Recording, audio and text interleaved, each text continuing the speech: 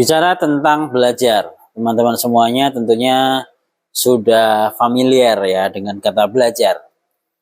Namun seringkali kita mengalami satu kendala pada saat kita belajar dan juga terkadang ada salah pemahaman kurang tepat dalam memaknai arti dari belajar. Seringkali seseorang ketika belajar berharap langsung menguasai, berharap langsung mahir.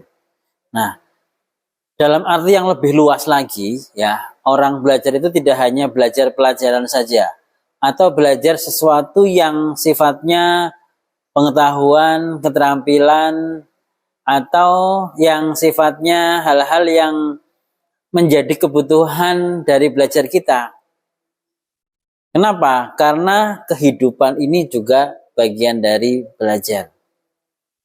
Ketika kita menjalani satu kehidupan, satu tahapan perkembangan dalam keluarga, ataupun dalam pertumbuhan diri kita sendiri, ini juga bagian dari proses belajar.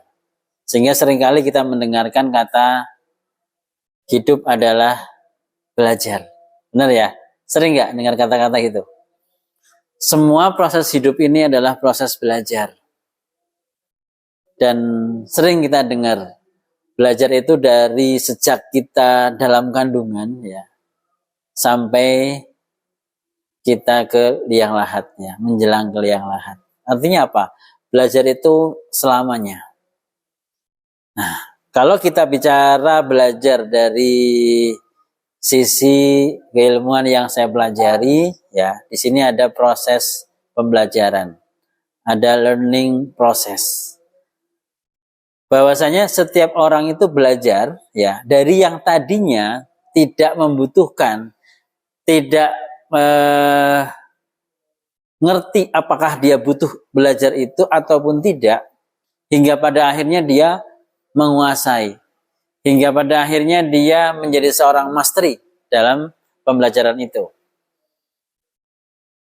Contohnya gini, dulu ketika kita belum butuh ya atau belum tahu ya apa pentingnya naik sepeda, kita cuek-cuek aja. Waktu kita masih kecil ya, kita belum tahu apa sih fungsinya kita bisa naik sepeda, sehingga kita nggak merasa penting, bahkan kita tidak menyadari bahwa kita nggak mampu ya, karena kita fokusnya pada hal yang lain. Nah, pada satu saat ketika kita melihat orang lain, kok enak ya naik sepeda, kok cepet ya naik sepeda, kok lebih praktis ya. Pada akhirnya kita menyadari, oh, saya kok nggak bisa seperti mereka. Saya kok nggak bisa naik sepeda seperti orang-orang yang lainnya. Kenapa saya nggak bisa? Padahal saya pun sama seperti mereka. Katakanlah, oke, misalnya belum punya sepeda. Kita juga bisa menggunakan, meminjam ya sepeda teman kita, ataupun sepeda kakak, ataupun adik, ataupun siapapun ya. Yang pada akhirnya kita bisa menggunakannya, dan kita juga bisa seperti orang-orang pada umumnya, bisa naik sepeda.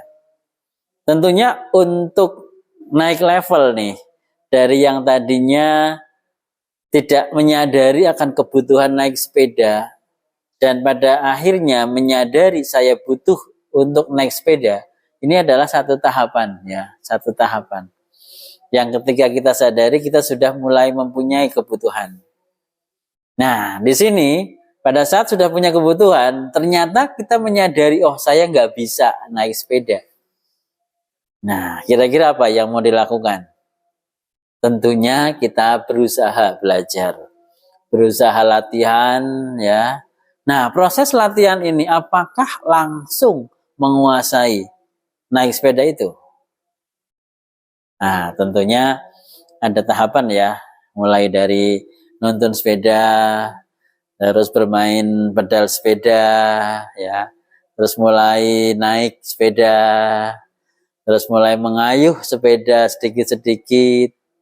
Pernah nggak saat latihan sepeda terjatuh, roboh sepedanya, ataupun bahkan nabrak sesuatu gitu? Nah, tapi ketika kita mengalami hal tersebut dan kita berhenti, maka kira-kira bisa nggak kita naik sepeda? Nah, sehingga disitulah poin pentingnya pada saat kita berhenti dari sebuah proses, artinya apa? Kita gagal. Untuk apa? Mencapai tujuan kita. Namun kita perhatikan ya, kita ingat kembali masa lalu. Saat kita jatuh naik sepeda, bahkan berdarah, lecet, ya, apapun yang terjadi saat itu, dengan sekuat tenaga kita berusaha lagi, latihan lagi. Dengan sekuat tenaga kita berupaya naik lagi dan belajar lagi. Sampai apa? Sampai kita bisa. Ini satu proses belajar yang tadi saya sebutkan, bahwa manusia itu selalu belajar, belajar, dan belajar. Pada saat sudah bisa, ya, awal kita bisa naik sepeda, tentunya ada sebuah proses kita naik sepeda. Masih menyadari bahwa saya bisa naik sepeda. Masih rasanya senang dilihat orang, saya naik sepeda nih, bisa nih, gitu ya. Asik ya naik sepeda ya, masih menyadari. Lambat laun apa? Lama-lama kita sudah terbiasa dan sudah tidak menyadari lagi bahwa kita mampu naik sepeda. Bahkan saking seringnya naik sepeda, saking mahirnya naik sepeda, kita terbiasa naik sepeda ini tanpa disadari, berjalan cepat, lambat, santai, bahkan kita diam mengayuh pun sepedanya masih berdiri. Luar biasa ya. Bahkan kalau kita lihat para remaja-remaja sekarang naik sepeda dengan sepeda khusus ya, yang bisa naik batu-batu gitu ya.